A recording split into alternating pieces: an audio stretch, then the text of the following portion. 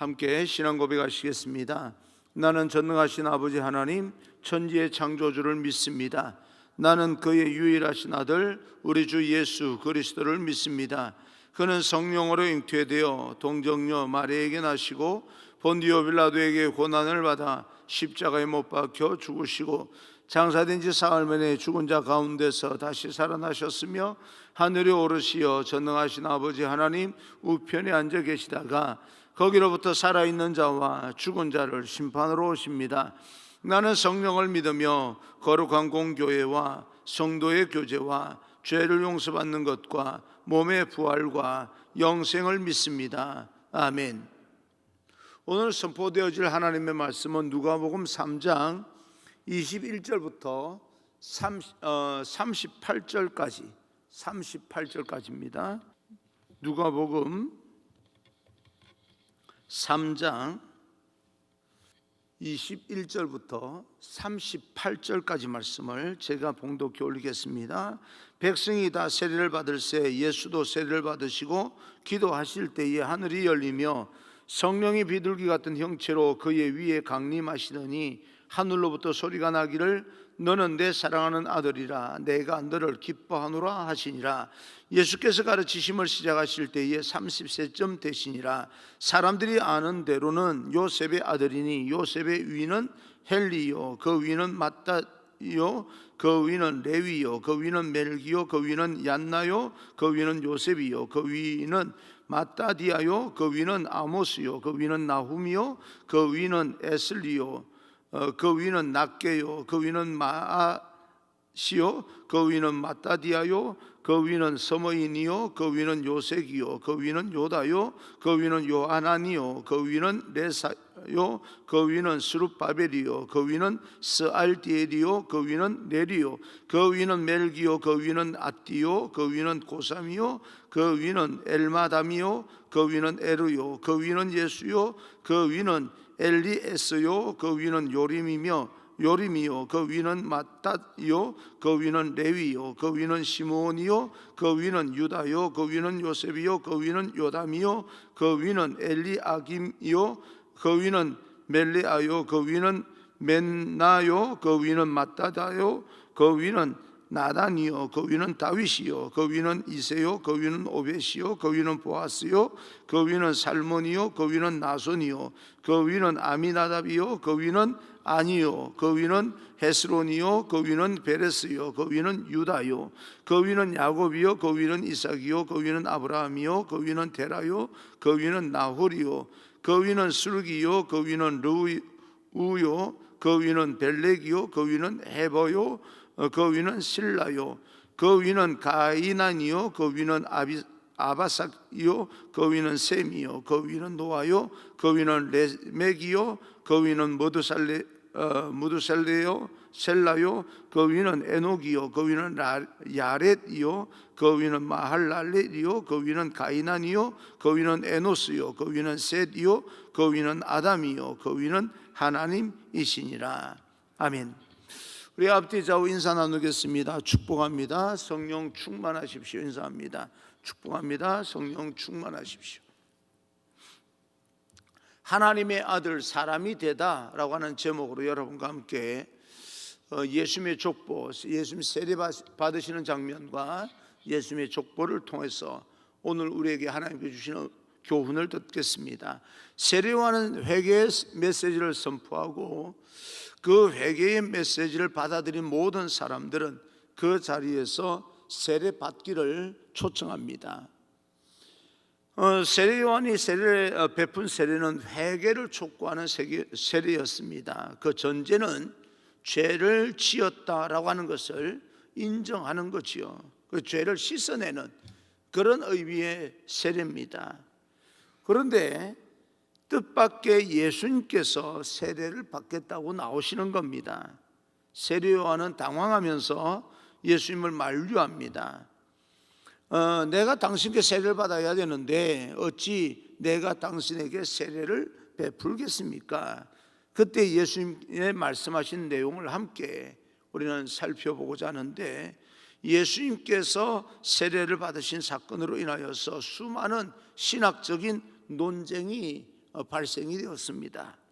찬반 논쟁에서 비롯하여서 수많은 논쟁이 예수님의 그 세례 받으신 사건으로 벌어지게 되는데, 반드시 세례를 받아야 구원을 받는다라고 주장하는 사람들과 세례를 받는 것도 행위이기 때문에 세례와 상관없이 구원을 받을 수 있다고 주장하는 사람들, 이렇게 논쟁이 시작된 겁니다. 그 대표적인 근거로 사도 바울의 말을 인용하게 되는데, 고린도전서 1장 17절을 보게 되면 그리스도께서 나를 보내심은 세례를 베풀게 하려 하심이 아니요 오직 복음을 전하게 하려 하심이로되 말의 지혜로 하지 아니함은 그리스도의 십자가가 헛되지 않게 하려 함이라. 세례를 받고 안 받고 하는 것보다 더 중요한 것은 복음을 받아들이는 것이다 라고 말하는 사도 바울을 강조하면서 세례보다 더 중요한 것이 있다, 세례를 받지 않아도 구원받을 수 있는 길이 있다라고 말하는 사람이 있는 반면에, 예수님께서 세례를 받으신 것은 반드시 세례를 받아야 구원을 받는다라고 주장하는 사람, 이렇게 논쟁이 시작된 겁니다. 우리가 알고 있듯이 예수님께서 십자가에 매달리실 때에 한 강도도 세례를 받지 않았지만 너도 나와 함께 낙원에 있으리라 라고 하신 주님의 말씀도 세례를 받지 않는다 할지라도 구원받을 수 있다라고 하는 근거가 됩니다. 그렇다면 진정 세례를 받지 않냐고 구원을 받을 수 있는 것인가? 저도 그쪽으로 세례를 받지 않는다 할지라도 우리가 예수 그리스도를 믿는다면, 제대로 믿는다면 구원을 받을 수 있다라고 생각을 합니다. 그러면 세례는 중요한 것이 아니라는 말인가? 세례를 쉽게 넘겨도 된다는 이야기인가? 그렇지 않습니다. 세례는 너무나 중요하기 때문에 반드시 받아야 됩니다. 왜냐하면 특별히 주님이 세례를 받으시고자 할 때 세례 요한이 안 됩니다. 당신은 죄를 지은 적이 없기 때문에 당신이 나에게 세례를 받는다고 하는 것은, 회개의 세례를 받는다고 하는 것은 가능하지 않습니다. 내가 당신께 세례를 받아야 되는 겁니다 라고 말할 때 주님께서는 이와 같이 이야기를 합니다. 마태복음 3장 15절을 보게 되면 예수께서 대답하여 이르시되 이제 허락하라. 우리가 이와 같이 하여 모든 의를 이루는 것이 합당하니라 하시니 이에 요한이 허락하는지라. 모든 의를 이루는 것이 합당하다 할 때 모든 의가 무엇이겠습니까? 이것을 훗날 바울은 이렇게 이야기를 하고 있는데, 고린도후서 5장 21절입니다. 하나님이 죄를 알지도 못하신 이를 우리를 대신하여 죄로 삼으신 것은 우리로 하여금 그 안에서 하나님의 의가 되게 하려 하심이라. 죄를 알지도 못하신 그 주님을 하나님은 죄로 삼으셨다라고 말씀하시는데, 그러므로 주님께서 회개의 그 세례를 받으신다고 하는 것은 결국 우리 모든 죄를 짊어지고 죄의 덩어리가 되어서 우리를 대신하여서 회개의 세례를 받으심으로 인하여서 여러분과 제가 하나님께 의로 여김을 받게 되었다, 그런 뜻입니다. 그러므로 우리 신앙에 있어서 세례라고 하는 것은 너무너무 중요합니다. 그리고 세례를 받을 때 그래서 더 중요한 것은 우리의 마음이고 우리의 믿음이고 복음에 대한 우리의 자세입니다. 우리의 마음의 태도가 굉장히 중요하다는 겁니다. 언제 한번 제가 그렇게 이야기한 적이 있습니다. 추수감사절을 맞이하여서 1년 동안 하나님께서 우리에게 주신 그 은혜에 감사하여서 평신도는 어느 정도 수준, 또 집사는 어느 정도 수준, 권사는 어느 정도 수준, 장로는 어느 정도 수준, 적어도 이 1년에 11조 정도는 하지 않는다 할지라도 한 달에 11조 정도는 감사한금으로 드리는 게 좋겠다라고 이야기를 했더니요, 그동안 더 많이 했던 사람은 그러면 그 정도만 하면 되겠네. 제가 이제 어느 정도 그 규정을 드렸으니까 한 달에 11조만 정도만 드리면 되겠네라고 하고 자기가 그동안 감사했던 분량을 낮추는 것을 저는 보았습니다. 어떤 사람은 또 그것보다 더 약하게 감사헌금을 했다가 규정을 내주니까 또 그렇게 결단해서 드리는 사람이 있고, 또 결단하지 못하고 그대로 추수감사절을 너무 쉽게 보내는 사람도 있고 했습니다. 여러 다양하게 감사하는 표현이 다르겠지만 내가 하나님 앞에 그동안 받은 은혜가 이만큼인데 어느 정도 다른 사람, 그렇게 하지 못하는 사람들에게 그래도 이 정도는 감사해야 되지 않겠냐라고 이야기했을 때 큰 감사를 했던 사람이 줄여서 감사하는 것은 태도의 문제가 있다라고 생각을 하는 겁니다. 마음 자세가 중요하다는 거죠. 액수가 중요한 게 아니라. 제가 그렇게 이야기를 했다 할지라도 여러분 마음의 믿음의 분량이 어느 정도인지를 체크해서 하나님 앞에 감사의 분량을 결단하는 것이 옳을 것입니다. 그래서 헌금의 액수보다 더 중요한 것은 우리들의 마음입니다. 마찬가지로 세례도 그와 비슷하다라고 저는 생각을 합니다. 세례 자체의 행위도 중요하지만 그러나 그것보다 더 중요한 것은 세례 받을 때 그 마음가짐이 굉장히 중요합니다. 왜냐하면 예수님께서 우리를 위해서 세례를 받지 않아도 되는 분이 우리의 모든 죄를 씻어내기 위해서 세례를 받은 만큼, 그만큼 세례가 중요하다면 우리들도 세례를 받는 그 태도에 있어서, 세례를 대하는 그 태도에 있어서는 우리의 행위라고 하는 그 세례보다는 세례를 받는 마음의 태도가, 믿음의 태도가 훨씬 더 중요합니다. 오늘도 그 세례 가운데 물론 예수님은 단지 물로 세례를 베푸는 요한과는 달리 성령과 불로 우리에게 세례를 베풀기 위해서 오신 만큼 불로 성령으로 뜨거워지고 충만해지고 승리하는 그런 귀한 여러분 인생이 되기를 주님 이름으로 축원합니다. 우리는 성경에서 사실은 내용을 좀 더 깊이 들여다보면 가장 은혜로운 그런 족보를 우리는 지금 접하게 됩니다. 오늘 족보에는 76명 정도 사람이 언급되고 있고, 실상 그 사람들의 연수를 이렇게 따져보게 되면 4,000년이라고 하는 시간이 흐릅니다. 지구의 생명이 4,000년인가? 절대 그렇게 해석하면 안 됩니다.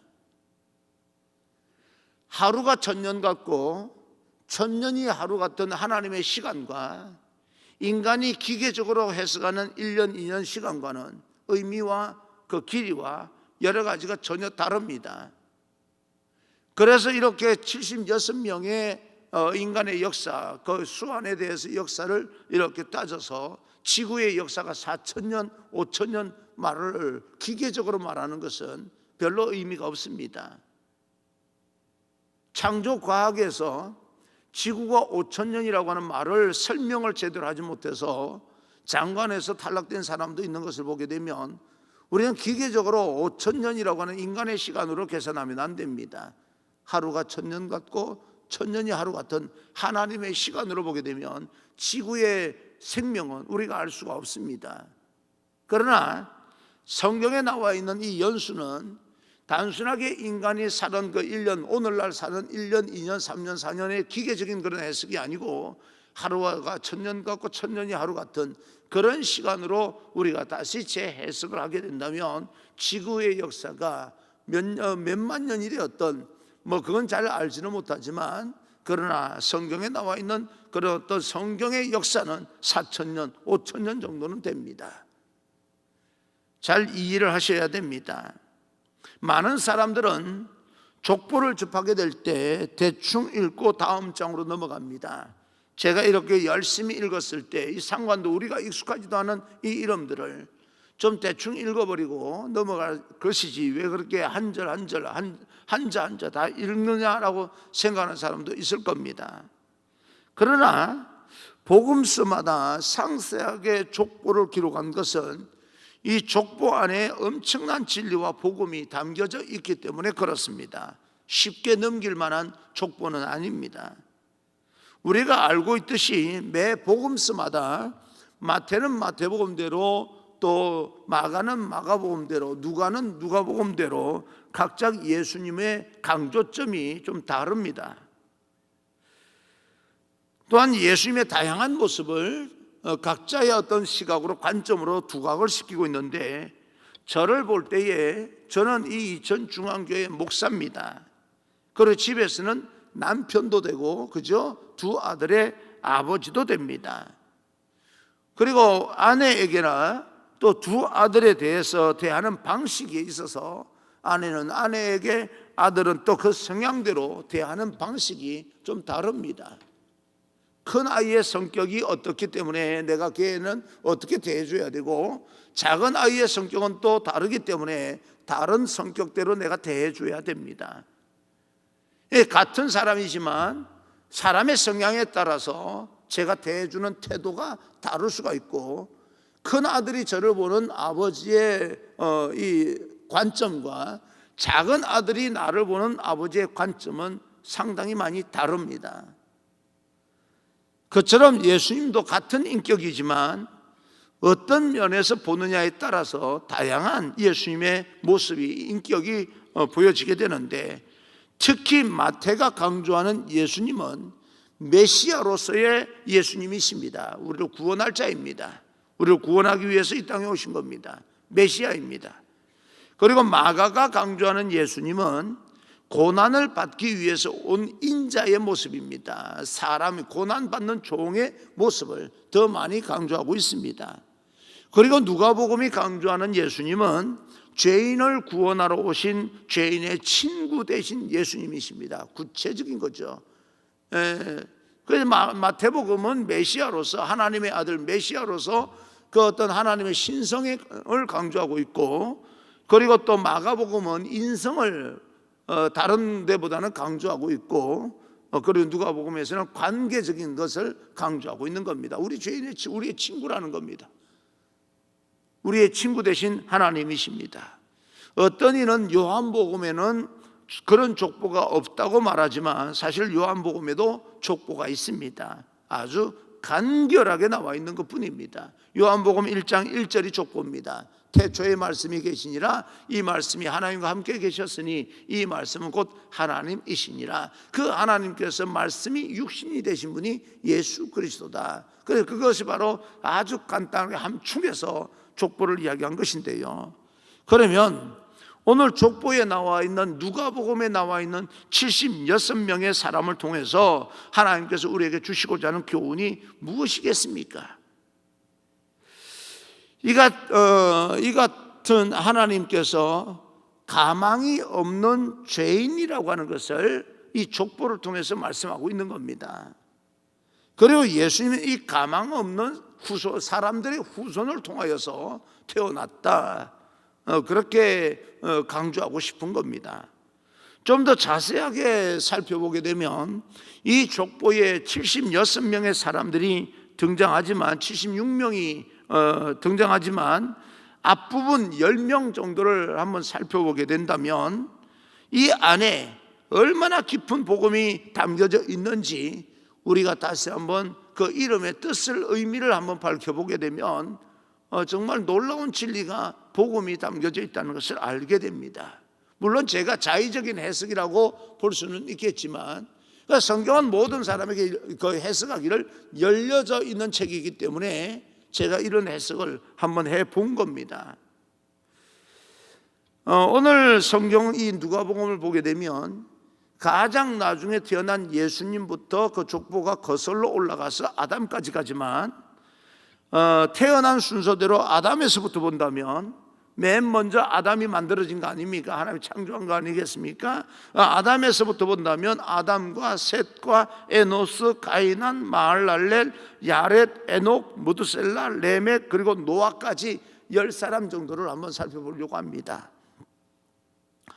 그런데 이 10사람 정도, 맨 처음 인간 아담에서부터 노아에 이르기까지 10사람의 히브리 이름의 뜻을 한번 살펴보게 되면 굉장히 깊은 의미가 있습니다. 아담은 인간이라고 하는 의미입니다. 그래서 셋은 선택하다라고 하는 뜻이 있고요, 에노스는 죽을 수밖에 없는 사람이다. 그래서 에노스에서 와서부터 하나님의 이름을 부르기 시작합니다. 그동안은 하나님께서 함께 계셔서 내가 죽을 수밖에 없는 존재라고 깨닫지 못하고 하나님과 함께 계시는 거니까 대화 나누고 하니까 그냥 평범하게 나는 그냥 이렇게 살아가나 보다, 하나님과 함께 살아가나 보다 라고 생각하다가 에노스에서부터 시작해서 내가 죽을 수밖에 없는 존재구나, 죽을 수밖에 없는 존재이기 때문에 하나님을 부를 수밖에 없는 존재, 그렇게 에노스부터 하나님의 이름을 부르기 시작합니다. 그리고 가이난, 마할랄렐 그렇게 나오는데, 가이난이라고 하는 것은 슬픔이라고 하는 뜻이고 마할랄렐이라고 하는 이름은 축복의 하나님이라고 하는 뜻입니다. 야렛이라고 하는 이름의 뜻은 내려오심이라고 하는 뜻이 있고, 에녹이라고 하는 이름은 가르치다라고 하는 그런 뜻이 담겨져 있습니다. 무드셀라는 그의 죽음이 이를 것이다 라고 하는 이름이고, 레멕이라고 하는 이름은 절망당한 자라고 하는 뜻이고, 노아라고 하는 이름은 쉼이라고 하는 뜻이 담겨져 있습니다. 그 태어난 순서대로 10명의 사람 이름의 뜻을 한 문장으로 만들어 보면 거기에 예수 그리스도의 복음이 그대로 담겨져 있습니다. 놀라운 거죠.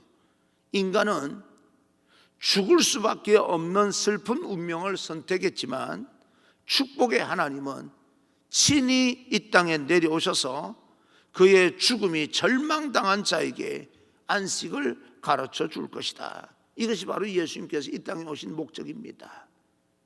사랑하는 성도 여러분, 오늘도 죄인인 우리들을 위해서 절망과 죽음을 선택한 슬픔 가운데 처해 있는 우리들을 위해서 친히 예수님은 이 땅에 내려오셔서 우리에게 안식을, 영원한 축복을 주신 그 하나님을 바라보며 살아야 됩니다.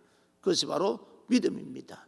그리고 예수님 누가복음에서 강조하고 싶어하는, 족보를 통해서 강조하고 싶은 것은 바로 그 내용입니다. 그런 예수께서 이 땅에 오셨다라고 하는 겁니다. 이런 해석을 하지 않는다면 구태여 예수님께서 이렇게 이 땅에 내려오셨다고 하는 이 족보를 이렇게까지 이야기할 필요가 없는 거죠.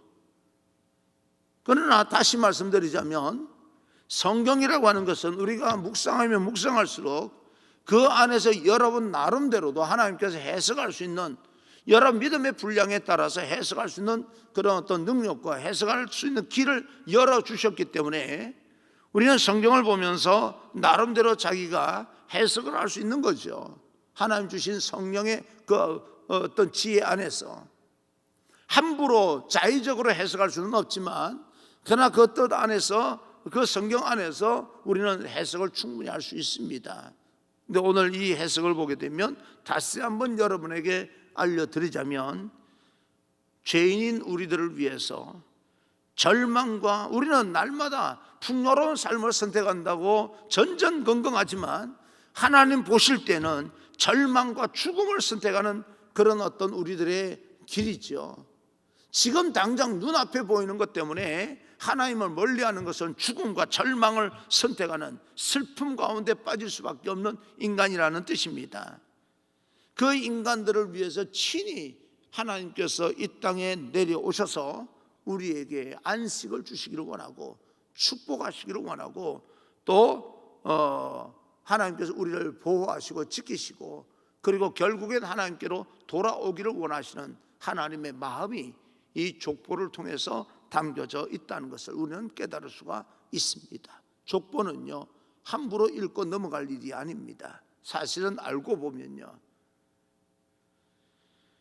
오늘 그런 하나님을, 정말 우리를 사랑하셔서 절망 가운데 빠져서 슬픔 가운데 안식을 하지 못하는 우리들을 위해서 이 땅에 내려오셔서 그 절망과 슬픔을 다 걷어주시고 축복과 하늘의 풍요로운 그런 가운데서 살아갈 수 있도록 만드시는 그 하나님을 바라보면서 오늘도 믿음으로 세상에 기죽지 마시고 도전적으로 살아갈 수 있는 그래서 세상의 모든 어려움과 염려와 근심 걱정들을 극복하고 승리할 수 있는 그런 귀한 여러분 되시기를 주님 이름으로 축원합니다.